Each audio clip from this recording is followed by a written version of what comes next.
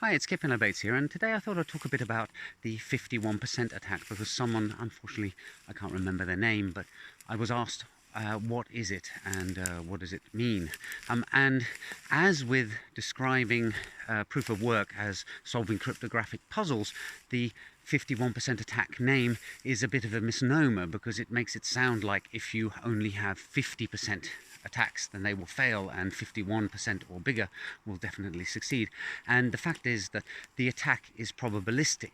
The more of the hashing power you have, the greater the odds are that you'll succeed. So if you have 1% of the hashing power, then your 1% attack is almost certainly guaranteed to fail. And if you happen to have 99% of the hashing power, then your attack is almost certainly guaranteed to succeed.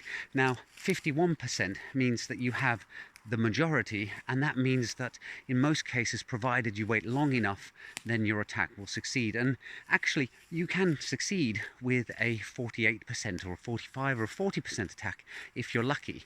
The bigger the amount of the attack, the greater the odds are that it'll go ahead, but it's not guaranteed in any case.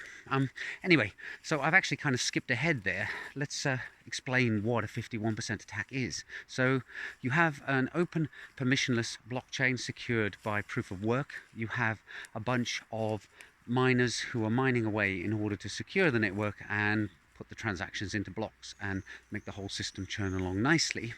And somebody sneakily amasses a bunch of mining power, let's say 51%, and what they do is they're going to use this in order to conduct a double spend fraud. They're going to spend some coins, and then later they're going to undo that spend, and as a result they'll have double spent the coins. They'll have defrauded the system.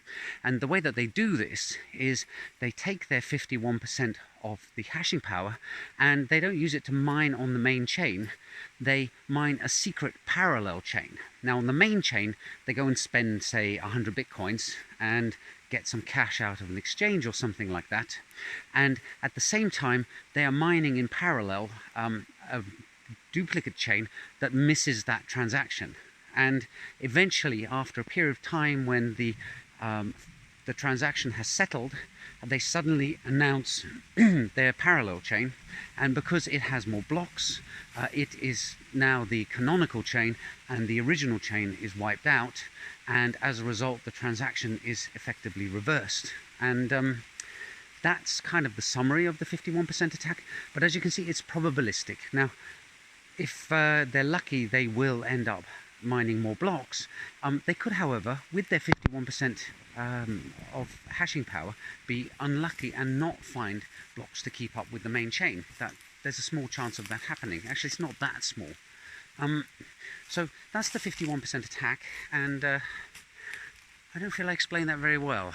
I think I'll have to revisit that, but maybe I'll put this video on anyway because, you know, maybe somebody will get something from it.